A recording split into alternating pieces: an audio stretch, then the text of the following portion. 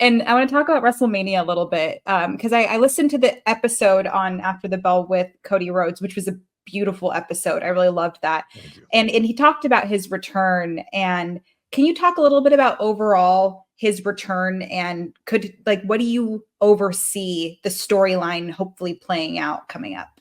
I mean, I think this is one of those cases that it's a perfect storm.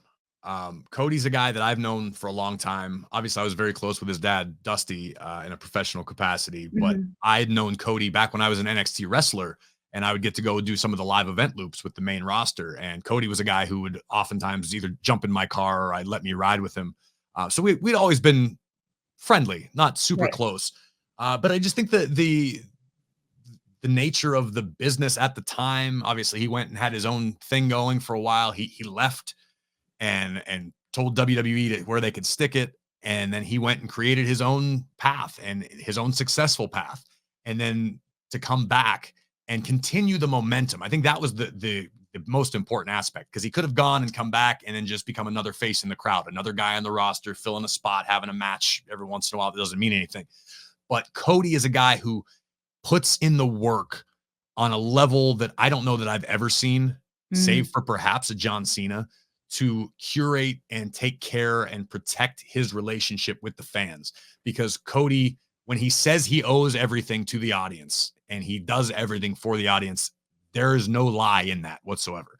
Cody is the guy who, no matter what night of the week it is, no matter what city we're on, if Cody's there, he's the last guy. He's signing every autograph, he's shaking every hand. He has really redefined what it means to be a hero in 2024 in an Mhm. era where for the last 2 decades, we didn't think that was possible.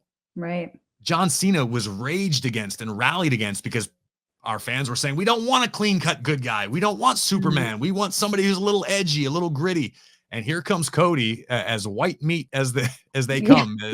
And it just works, man. And credit where it's due to Cody, but you have to look at the other side of the coin because Mhm. Cody's story doesn't matter if Roman Reigns isn't doing what he has done for the past several years. If Right. Roman hasn't hit a home run each and every time he stepped to the plate, this storm does not have the same magnitude. This is not the same match to headline WrestleMania 2 years in a row and still sell out like crazy and have fans still clamoring for the outcome to finish the story. It is a perfect storm. This could be a once in a generation rivalry.